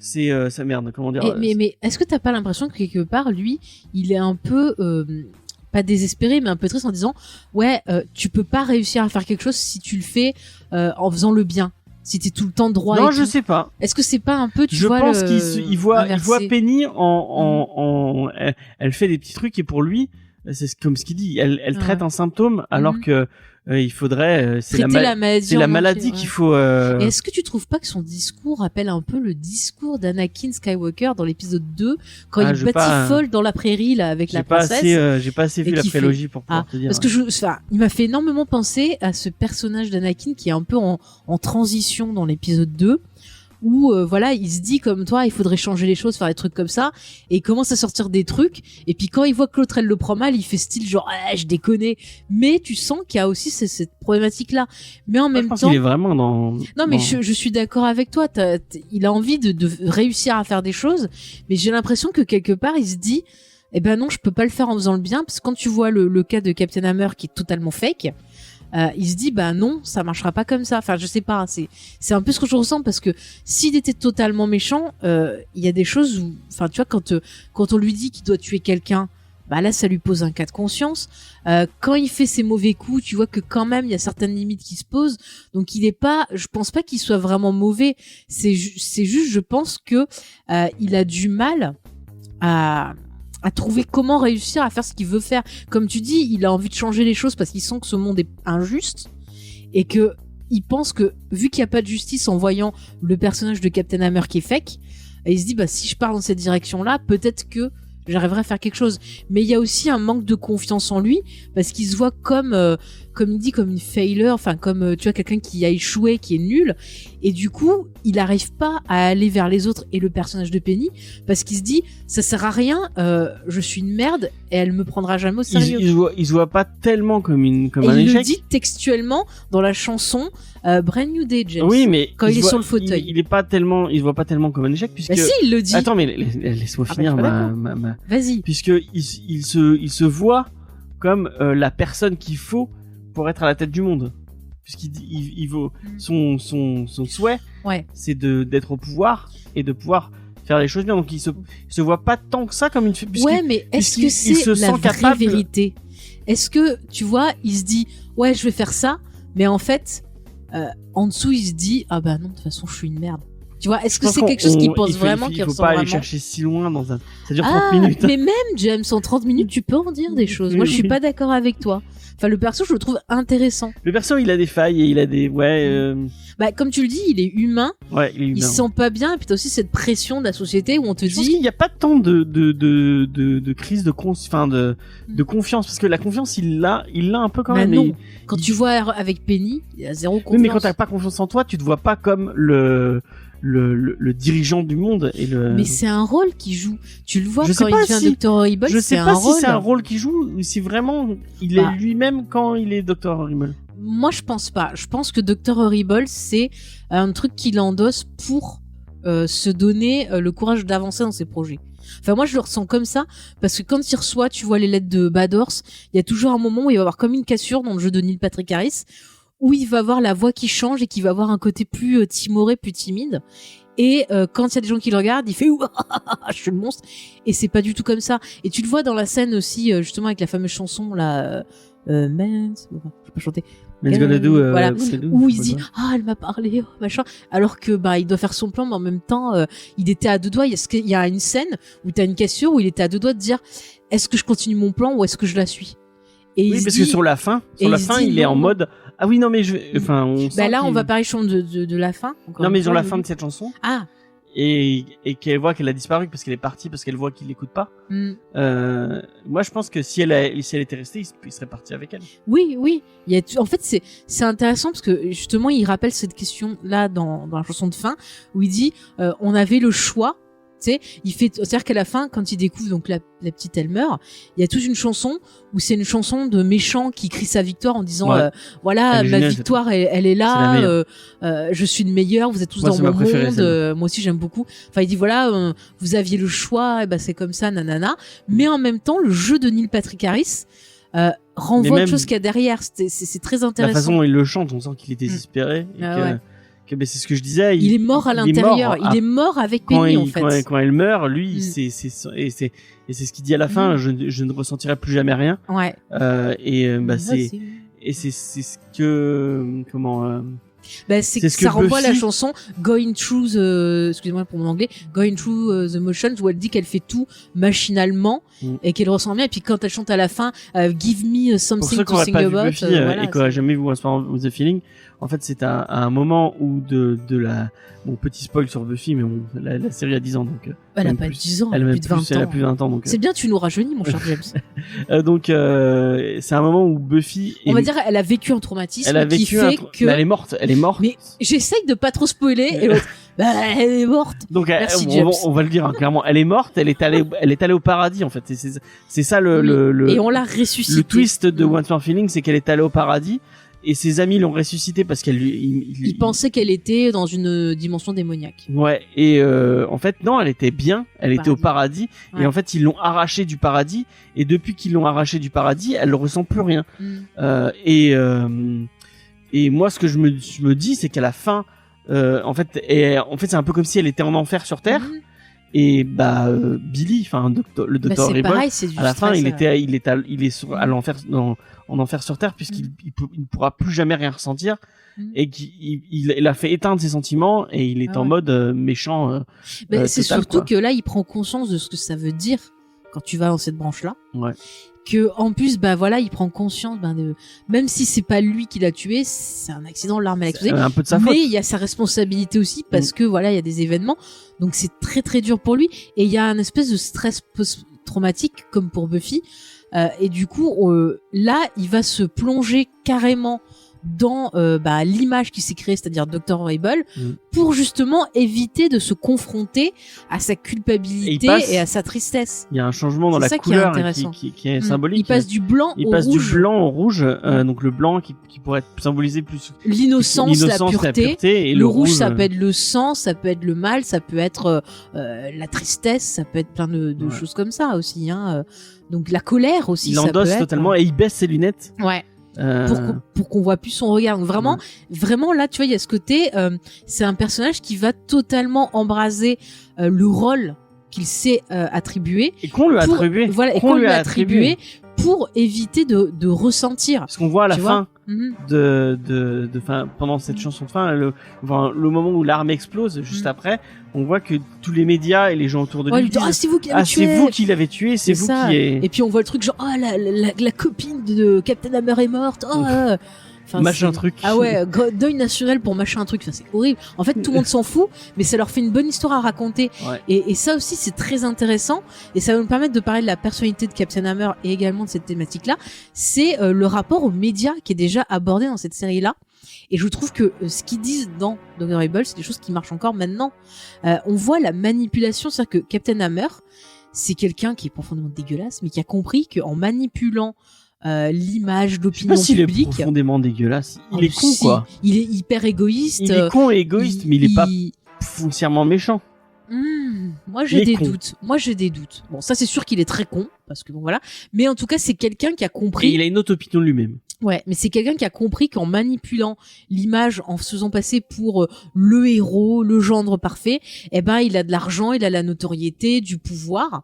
Donc il a parfaitement compris ça. Et il peut coucher une deuxième fois. Et il peut coucher une deuxième fois et faire les vrais trucs, comme il dit.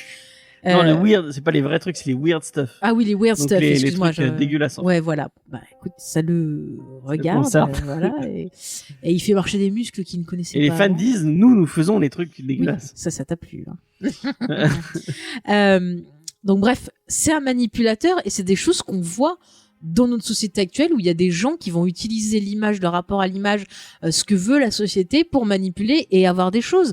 Et on le voit après avec les médias qui vont renvoyer ça en disant bah oui, lui il est génial, il est machin, regardez, lui il est ce que veut pour la société. Et c'est intéressant parce qu'au final, le seul personnage qui à la fin décide de sortir de ses rôles imposés par une société qui dit toi la femme tu dois être comme ça, toi tu dois être comme ça, tu dois être comme ça, la seule qui sort de ça, elle se fait tuer. Et quelque part, il y a comme une espèce de morale un peu amère en disant bah si vous faites pas les weird stuff en quelque sorte, et ben voilà, vous allez mal finir, vous arriverez jamais à rentrer dans cette chose. Et on voit que justement, bah quelque part, moi ça me parle parce qu'on joue tous, on porte tous un masque, on a tous un rôle quelque part, et ça va être soit parce que on veut s'intégrer, soit parce que ben on n'arrive pas à se connaître vraiment, à voilà, comme tu parlais d'identité, James. C'est important. Mais il y a un truc aussi autour de Captain Hammer qui est vachement intéressant et qui est vraiment survolé entre guillemets. C'est ce côté qu'on voit à la fin en fait. Et le fait que j'ai mal à mon doigt. Oui, mais du coup le fait que en fait il a jamais et je pense que ça peut être donner un parallèle avec un personnage un peu comme Superman ou un peu comme c'est quelqu'un qui au final a jamais vécu la douleur, a jamais vécu des moments de faiblesse. Il a toujours été au top, il a toujours été avec des pouvoirs, il a toujours eu tout ce qu'il voulait. Il a toujours été et il découvre la douleur, il découvre le et en fait c'est comment tu évolues et comment tu grandis. Comment tu fais pour grandir sans connaître la douleur et c'est pour ça qu'il a pas d'empathie. C'est parce que lui il n'arrive pas à voir la douleur des autres puisque lui ne la ressent pas. Ouais. Et c'est intéressant ce que tu soulèves, James, parce que ça permet d'aborder une autre thématique aussi. C'est pour ça qu'il est intéressant comme personnage au final. Mais au final, ça aborde une autre thématique qui est intéressante, c'est le fait de ressentir ses émotions pour avancer. Et c'est vrai qu'on est aussi dans une société où on a tendance à te dire tiens, prends un médicament, t'as une angoisse, prends un médicament, t'as un truc qui va pas, prends un médicament, vas-y, fais autre chose et tout. Et c'est vrai que quelque part, on a tendance à vouloir repousser ses émotions et c'est pas bon. En fait. Et du coup, Captain Hammer, c'est un peu l'illustration de ça, parce que c'est quelqu'un, comme tu le dis, qui ne ressent pas, qui veut pas ressentir. Donc quelque part, quand ça revient lui, il est pas capable, il est pas armé. Parce que regarde, une douleur au doigt, nous ça nous fait rien, mais lui c'est le truc le plus traumatisant de sa vie. À la fin on voit qu'il finit chez le psy. Donc c'est un peu le même principe quand t'as tendance à pas laisser sortir tes émotions, à refouler. Quand ça revient sur toi, ça te fout en l'air. Et on le voit, il revient en mode petite enfance. Ouais. Il appelle sa maman et tout. Ouais. C'est rigolo. Someone, j'aime bien le someone, comment il le dit? Il veut pas qu'on lui fasse un bisou dessus, je sais plus quoi. Non, il dit quelqu'un d'un peu maternel, ça m'a fait rire. Non, mais tu vois, c'est intéressant. Et encore une fois, il y a, bon, on n'est pas sur ça, mais c'est à quel point Whedon est capable de ciseler des dialogues pour en faire des. Enfin, il y a tellement de petites phrases. Et même sans chanter, c'est hyper rythmé. C'est tout le temps chanté, j'ai l'impression. Il y a plein de petits détails dans la fin. Il y a un des détails qui fait beaucoup réveil, c'est dans la chanson comment elle s'appelle, celle où ils sont à deux. My Eyes, voilà. Ah oui, il faut bien regarder tout le temps dans les fonds de l'image parce qu'il y a un moment où donc il y a Nathan Fillion, enfin Captain Hammer et Penny qui sont dans un abri pour une espèce de refuge pour les Restos du Cœur en fait. C'est le shelter, le refuge pour handicapés, pour sans-abri. Et en fait, il y a des gens qui donnent de la soupe derrière eux. Et en fait, si vous faites pas attention, il y a un moment où faut bien regarder dans le fond. Parce que en fait, c'était une chanson qui est en canon avec Dr. Horrible, donc il y a Penny qui chante et en même temps Dr. Horrible, c'est une espèce de duo. Et donc on le voit qu'il les regarde au loin, enfin il les regarde d'une fenêtre. Et à un moment, donc ça passe au moment où c'est Penny qui chante. Et donc on voit dans cet abri, et en fait derrière c'est Dr. Horrible avec une fausse moustache qui arrive et qui prend la place pour servir la soupe et qui les mate en mode super jaloux. Et c'est juste trop drôle. Neil Patrick Harris, il est excellent et ça me fait mourir de rire. Il sert même pas la soupe, il donne des bols vides aux gens et il fait juste soulever la louche et il reverse dans la casserole. C'est très marrant. Ouais. Non, ça me fait. Non, il y a plein de petits détails comme ça à regarder. C'est vraiment très très drôle. Mais cette chanson, elle est géniale. Ouais. Mais tu vois, tous les points qu'on monte, ça montre aussi finalement quelque part, je trouve que Dr. Able, c'est quelque chose qui parle de dépression aussi un peu, mais de façon positive, parce que tous les persos, leur mal-être et tout, ça peut être le début aussi de quelque chose d'un état dépressif, des questionnements que t'as et à la fin c'est pas positif à la fin il est totalement en dépression, totalement. Mais je trouve que ça en parle de manière positive parce que quelque part ça te permet toi tu vois, tu t'amuses, tu chantes des chansons et tout, mais tu vas voir après une réflexion et je trouve ça intéressant. Et il y a un autre point aussi qui est là pour le coup fait une suite mais totalement à Buffy, c'est la communication. Parce que dans l'épisode musical de Buffy, on voyait que les chansons avaient pour rôle de permettre aux personnages de se dire les choses qu'ils n'arrivaient pas à dire, tu vois.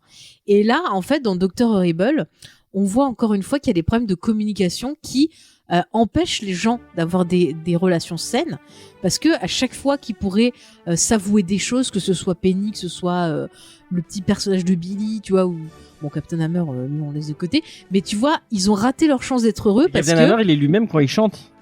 Oui. Parce que c'est au moment où il chante qu'il il enlève son masque. Qu'il enlève son masque et qu'il révèle qu'en fait. C'est carrément l'envers. Qu'il en a rien à foutre des sans-abri et qui dit qu'il pue et que. Mais lui, sa chanson, elle est géniale d'ailleurs. Elle est vraiment. Mais je veux dire, quand tu vois les autres persos, s'ils arrivaient à se dire les choses, ils pourraient être heureux et se comprendre. Mais comme ils se disent pas les choses, ils arrivent pas. Et tu vois que même les chansons, genre par exemple la chanson de Penny, où elle te parle genre ah oui, il y a de l'espoir, il y a machin. Tu vois très bien qu'en fait même elle commence à plus le penser. Elle commence à plus le ressentir, puisque quelques chansons plus tard, elle te dit ouais, on me dit ça et tout, mais bon, est-ce que c'est moi qui ai un problème? Est-ce que tu vois qu'elle commence à plus croire ce qu'elle vient de chanter avant? Donc en fait, c'est carrément ça poursuit la thématique de Buffy, mais en même temps, ça c'est le miroir, quoi. C'est-à dire que là, c'est des chansons elle aussi, elle a été malmenée par la société. Elle le dit à un moment qu'elle a été, tout le monde l'a rejetée, à un moment elle parle de sa famille. Non, il y a pas un truc comme quoi, tout le monde ne la comprend pas. C'est ça. C'est-à-dire que dès que tu rentres pas dans un carcan, dans un moule, tu te fais rejeter. Et tout ça, c'est des thématiques qu'on peut ressentir quand on est jeune, qu'on est à l'école, que ça se passe pas bien, des thématiques qu'on ressent en étant adulte, surtout quand on est fan de pop culture par exemple comme nous, c'est parfois compliqué, mais pas que du point de vue de la pop culture, il y a toujours un moment, je pense que vous-même, chers auditeurs, ça a dû vous arriver des fois de pas vous sentir à votre place et d'avoir l'impression qu'il faudrait que vous jouiez un rôle pour que on vous remarque. Et c'est des thématiques de choses que Whedon et sûrement ses frères ont dû vivre aussi. Whedon, on sait que quand il était ado, enfin plus jeune, il y avait un moment où ça se passait pas super bien à l'école. Après, on sait qu'il y a eu d'autres soucis dans sa vie après et compagnie. Donc c'est vrai que c'est des thématiques qui parlent à lui et à sa famille, des choses qu'ils ont peut-être vécues.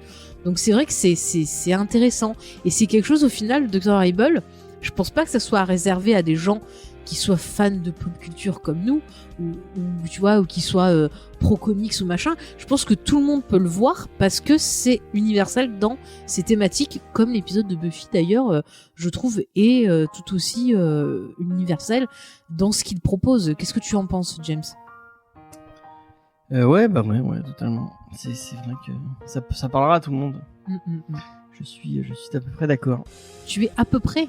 Ouais. Ah. D'accord. Tant tu veux. Mais bon, voilà. Je trouve que Dr. Horrible, même si c'est court, ça parle de énormément de choses et c'est hyper riche. Et je pense qu'une suite, ça pourrait être intéressant, surtout avec l'évolution. Je sais pas si j'ai envie d'une suite en fait. C'est tellement parfait. C'est tellement ce petit écrin de trucs que t'as envie de garder. Ouais, mais moi j'ai envie de voir si le pauvre Dr. Horrible, il va faire face à ce qu'il a vécu, s'il va avoir une prise de conscience, si puis ça veut dire ne pas revenir Félicia Day qui ne revient pas. Et, en fantôme peut-être. Félicia Day est tellement parfaite dans ce rôle. C'était tellement. Mais elle, franchement, je comprends pas. On devrait l'avoir plus, quoi. C'est vraiment, elle a la qualité. Après, elle fait ses trucs, elle fait son podcast. Elle a un podcast. Oui, elle a un podcast. Elle a sa chaîne YouTube. On l'avait vu dans Supernatural. Elle a fait The Guild, sa série. Et d'ailleurs, tu sais que la chanson The Guild. Je crois que c'est Veux-tu sortir avec mon avatar ou je sais plus quoi. Do you want to je crois qu'elle l'avait écrit justement avec un des frères de Whedon et tout. Ouais. Elle est vachement bien cette chanson. Mais en fait, c'est vrai qu'on n'a pas parlé, mais le côté familial aussi est hyper important parce que justement, ils ont pu travailler vite, se comprendre parce qu'ils ont l'habitude. Et c'est vrai qu'il y a un truc, par exemple, pour expliquer comment ils se sont un peu tous rencontrés. J'en parle maintenant, mais c'est pas grave. C'est que Whedon, en fait, il a une espèce de cercle d'amis où ils font en fait des lectures de Shakespeare et donc au fur et à mesure des années ce cercle s'est agrandi et c'est vrai que par exemple Félicia Day, Nathan Fillion, je crois qu'il l'a rencontré via l'intermédiaire du réalisateur des Gardiens. James Gunn ? Ouais, parce qu'ils sont potes. Donc voilà. Et Félicia Day, je crois que c'est grâce à Buffy qu'il l'a rencontré, sympathisé machin. Par exemple, Neil Patrick Harris, c'est Alyson Hannigan qui lui a présenté puisqu'elle était avec lui dans voilà, et tu vois, son mari aussi était dans le cercle puisqu'après justement avec Alexis Demisov, voilà, après justement avec l'autre partie un peu de ce cercle là, ils ont fait quand même une adaptation de Shakespeare qui est beaucoup de bruit pour rien, que Whedon a tourné carrément chez lui à l'époque où il habitait avec son ex-femme, et dedans on retrouve Nathan Fillion, on retrouve Alexis Denisov, on retrouve Amy Acker, enfin toute la fine bande de Whedon, et c'est très intéressant aussi, je trouve, son adaptation de Shakespeare. J'aime beaucoup cette pièce, je te le montrerai, j'aime beaucoup cette pièce, c'est très très intéressant, et voilà, enfin je trouve que quand il bosse en famille, il arrive à faire des trucs qui vont être puissants, qui vont être forts, qui vont être distraits. Enfin, on retrouve vraiment son style. Je sais pas comment expliquer, mais c'est vraiment des choses qui me touchent. Mais moi, je vous encourage vraiment à regarder Dr. Horrible, à voir. Je pense que c'est aussi quelque chose qui a servi, je pense, Whedon à se retrouver sur Avenger. Ouais. Moi, je pense totalement. Le voit qu'il arrive à gérer avec un petit budget, faire des trucs. Voilà, il arrive à gérer un truc comme ça en 6 jours. Je sais pas s'il y a beaucoup de monde qui arrive à tourner quelque chose comme ça aussi rapidement. Bon, après, c'est sûr que quand tu travailles avec des gens qui ont l'habitude de bosser avec toi, voilà, ça va plus vite. Mais bon, voilà, Dr. Horrible, ça fait du bien, même si vous pensez que les thématiques, même si vous pensez que les thématiques sont tristes. Regardez-le quand même parce que les chansons, elles sont entraînantes, elles sont touchantes, le casting est vraiment bon. Moi, je pense que c'est un des rôles de Neil Patrick Harris que je préfère. Moi je sais pas toi, James. C'est le rôle que je préfère. Vraiment, c'est... Je sais pas moi, faites-le sur scène, faites-le au cinéma, refaites-le. Trop bien sur scène, ce serait trop bien. Non mais voilà, vraiment, j'avais envie de vous en parler, de voilà qu'on commence l'année en chanson.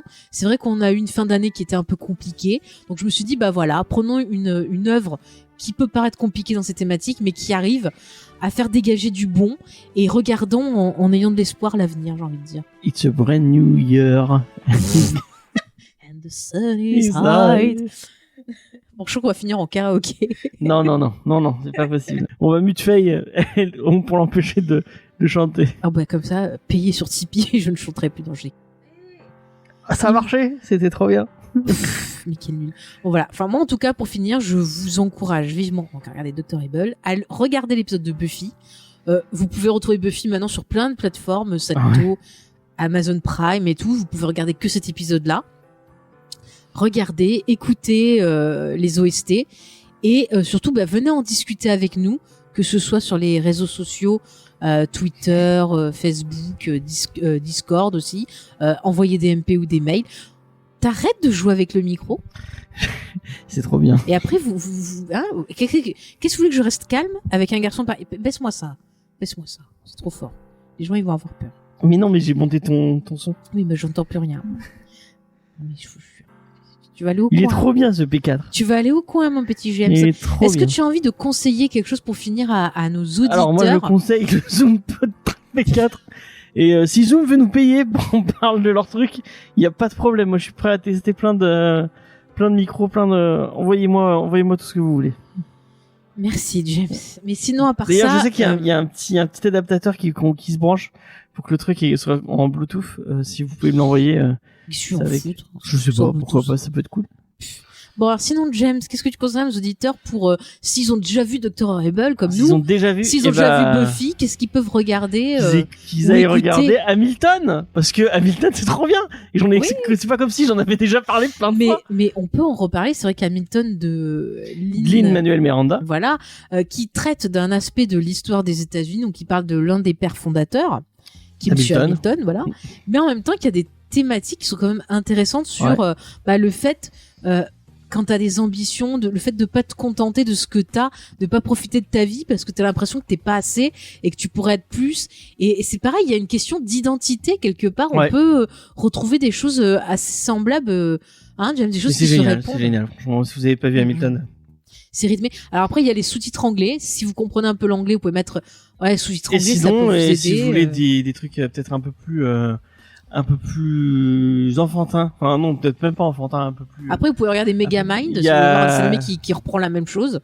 Non, mais il y a Steven Universe. Steven Universe, très bien aussi. Sur des super chansons et qui parle d'identité, qui parle de plein de trucs. Tout à fait. Et on a fait un super épisode. Et on a 2 épisodes. On a un 3. On fait pas de. Tu te tais. D'accord.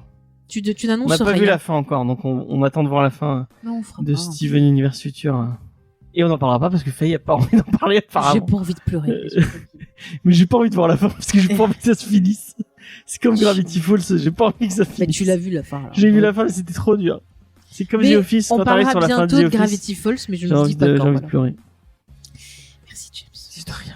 Sinon, pas d'autres comédies musicales qui tournent. Non, moi je suis pas très comédie musicale au final. Ouais, c'est vrai que t'as pas une culture trop comédie musicale. J'aime pas ça. En fait, mais c'est marrant qu'en fait ça t'ait plu alors que. Mais ça me plaît parce qu'il y a des thématiques qui me plaisent, mais en vrai la comédie musicale en vrai ça me parle pas trop. Enfin je sais que toi t'aimes bien Notre-Dame de Paris, tout ce genre de. Mais ça c'est pas pareil. C'est pas pareil. C'est un spectacle musical. Oui. Parce qu'il y a pas de partie jouée. Oui. Non mais je veux dire, moi ça me parle pas. Je trouve ça nul. Mais je sais que j'ai même pas vu Rocky Horror Picture Show. Mais c'est bien. Alors ça. Tout le monde me dit que c'est bien, il faudrait que je regarde. Mais moi par exemple j'aime pas tout ce qui est après j'aime pas les De Palma. comédies hollywoodiennes et tout, t'as du mal aussi. Phantom of Paradise. T'aimes pas Phantom of Paradise? Ah non, je trouve nul. Mais après moi, j'aime pas beaucoup. De Palma, c'est peut-être à cause de De Palma. C'est possible que tu n'aimes pas sa réalisation. Après moi j'aime beaucoup les chansons, ça en dit pas mal sur l'industrie cinématographique. Non, moi j'aime pas. D'une certaine époque. Pas l'industrie cinématographique, l'industrie musicale, pardon. Mais moi je vais en profiter, je vais le conseiller à nos auditeurs. Ah bah non, Phantom of Paradise. Non, parce que c'est très intéressant. Dans la façon où c'est filmé, des fois il y a un côté un peu vidéoclip. Les chansons sont intéressantes, puis tout l'aspect justement, les producteurs, les choses comme ça, c'est plutôt intéressant. En plus, je crois qu'il s'est inspiré de cette figure qui est Phil Spector, qui a fini en prison d'ailleurs, je crois, parce qu'il a tué quelqu'un. C'est pas le mec Mark Spector? C'est pas Phil ou Marc, je sais plus. C'est le mec qui a tout le temps des perruques bizarres là. Et tu sais, il avait été. Je sais pas, je vois pas qui va. mais si, un gars un peu fou, c'est un gros producteur. Peut-être. Et en fait, il avait été accusé d'avoir tué quelqu'un, une jeune femme dans sa propriété. Il y avait toute une sorte de procès. Je vous renvoie à la chaîne. Je vous renvoie, si vous voulez avoir plus d'infos sur ce personnage-là, c'est sur la chaîne de Sonia qu'on avait reçue quand on avait fait, je crois, Mindhunter. Ouais. La deuxième saison, ouais, qui parle justement de tout ce qui est un peu fait divers, affaires criminelles. Ouais, ça va être un peu compliqué. Mais en tout cas, je vous renvoie sur ce personnage-là parce que c'est très intéressant ce personnage-là. Ouais. Voilà. Après, sinon, si vous voulez quelque chose de plus léger et de plus dans la magie, moi, vous le savez, j'en ai parlé souvent. Un de mes films préférés, c'est Singing in the Rain, donc Chantons sous la pluie de Gene Kelly, avec justement la mère de Carrie Fisher, Debbie Reynolds. J'ai eu peur. On leur fait un bisou là où elles sont. Hein. Peu chérotte, mais voilà, j'adore cette comédie musicale et c'est pareil, ça va vous parler d'un instant T de la société américaine et justement du monde cinématographique avec le passage du parlant, du muet au parlant, et il y a aussi des notions un peu sur justement les personnalités, sur plein de choses quoi. Et c'est ces comédies musicales que j'aime parce qu'elles te font rêver, mais en même temps elles te parlent de plein de choses. Moi, je sais que par contre, j'ai beaucoup de mal. Moi, je sais que j'ai beaucoup de mal par contre avec tout ce qui est les films de Monsieur Jacques Demy. Surtout les films musicaux, je n'aime pas du tout. Je n'aime pas sa musicalité. Les Brigadoum, tout ça, c'est. Mais ça, c'est Gene Kelly, c'est pas pareil. Moi, j'aime bien. Moi, je parle des trucs français, tu vois, j'ai un peu du mal. Sinon, Crazy Ex-Girlfriend. Oui, on avait aussi fait une excellente émission sur Crazy Ex-Girlfriend, qui est aussi une comédie musicale. Je pense que où sans Dr. Horrible, il n'y aurait pas eu Crazy Ex-Girlfriend. C'est possible, c'est possible. C'est une des. Et à mon avis, Rachel Bloom, elle est fan de Dr. Horrible. Je pense même dans l'écriture, elle a dû voir Buffy. Ouais. Tout le monde a vu Buffy de toute façon.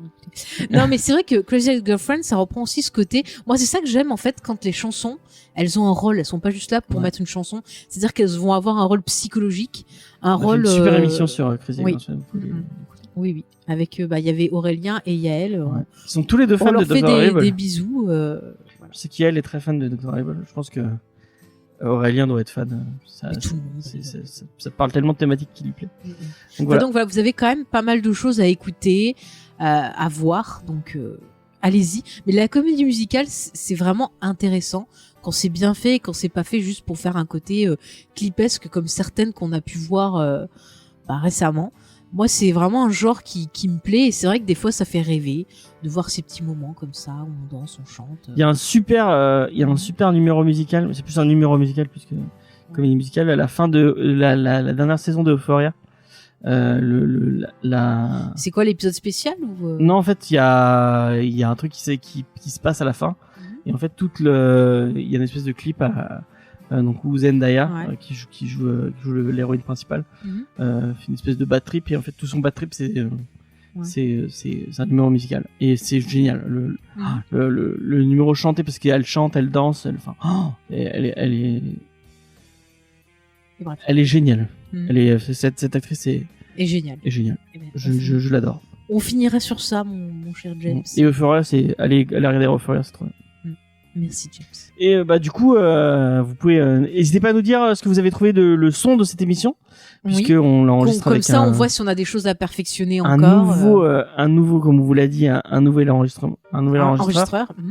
Voilà. Donc, en attendant, comme je vous dis, vous oubliez pas, il y a les réseaux sociaux, Facebook, Twitter. Vous tapez James et Faye pour retrouver toutes nos émissions. Vous pouvez taper Geek en série sur Twitter ou Geek en série le podcast sur Facebook. Il y a le Discord. Vous pouvez nous envoyer des mails aussi à jamesfay@gmail.com. Oui, James, tu veux rajouter un truc peut-être. Il y a le Tipeee si vous voulez, comme les merveilleux gens du Tipeee qui nous ont permis d'acheter. Comme ça, on pourra changer des filles, des casques. Il faudrait qu'on change nos casques, notamment parce que nos casques commencent à mourir. Et on aimerait bien pouvoir en offrir aux gens de l'équipe de Comics Discovery, comme ça tout le monde pourra avoir le retour, ce sera trop bien. Donc n'hésitez pas à nous donner de l'argent, ça nous permet de nous aider. Ça nous aide pour le site, pour plein de choses. C'est super cool et ça vous permet à tout le monde d'avoir des meilleurs enregistrements et un meilleur confort d'écoute pour vous. Donc voilà, ça arrange tout le monde. Voilà, merci James. Du coup, on se retrouvera normalement, si tout va bien, dans 15 jours pour une autre série musicale qui va vous faire du bien. Peut-être sans moi. peut-être sans James, on ne sait pas ce qui va venir. J'ai toujours pas regardé cette série. Mais facile, James. Toujours du mal à mater. C'est tellement bien. Je sais pas si vous avez déjà, si vous savez déjà ce que je vais vous dire ou pas, mais si tout va bien, on va parler d'une série que j'adore et dont j'ai eu l'occasion de vous saouler avec dans plusieurs émissions. Il s'agit de Galavant. Et oui, cette série, j'espère qu'en parlant de cette série, t'as vu une vidéo d'ailleurs sur cette série oui, à l'époque. Elle était nulle. Cette vidéo. Non, elle était bien. Moi, bref, j'espère qu'en reparlant de cette série, il y aura un moyen de faire qu'on la retrouve sur des plateformes, qu'elle sorte en DVD, qu'on ait enfin une suite. Elle va faire pareil pour Emerald City après. Non, mais voilà. Normalement, j'aurai une invitée si tout va bien, mais je ne dis rien pour l'instant. D'accord. On va vous convaincre. Vraiment, Galavant, c'est trop bien. Essayez de la voir, ça va vous faire du bien au moral. Vous verrez que on va voir la comédie musicale qui a d'autres utilités que l'aspect psychologique. Un janvier très chantant. Alors, oui, très chantant parce que j'ai envie. Oui, c'est chantant, c'est beau. Avec l'accent. T'en as pas marre de se moquer de mon accent? Mais non. 2021, James, arrête de se moquer de mon accent. On l'a jamais. Jamais. Gna. En tout cas, j'adore vraiment le retour que j'ai du son au début. Mais je suis trop bien, je suis trop content. J'ai un nouveau cadeau, de Noël, c'est trop cool. Tu nous saoules, James. Non, mais le retour du son est trop bien. Et en fait, c'est moi qui devrais couper son micro. Tu ne peux pas, moi je peux. Regarde, tac. Voilà, je lui ai coupé son micro. Elle ne peut pas parler. Hop. Ah, tant mieux. C'est trop bien. J'adore ce nouveau truc. C'est vilain. Regarde, je peux même le faire pour moi. Oui, bah voilà, très bien. On l'entend plus, c'est très très bien. Bon. Et je l'ai rallumé. Oh, c'est trop bien, c'est trop bien. Allez, on va laisser nos auditeurs, on va aller te coucher. Hein, papy James? Allez, dodo. Oui, 2021, ça va pas. Bah voilà, en tout cas, on fait des gros bisous. J'espère que vous serez là pour la prochaine émission.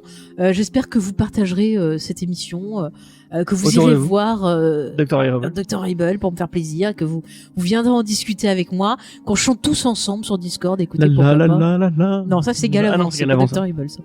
Voilà, donc je vous fais des bisous, puis je vous dis à très bientôt. Salut. Bye bye.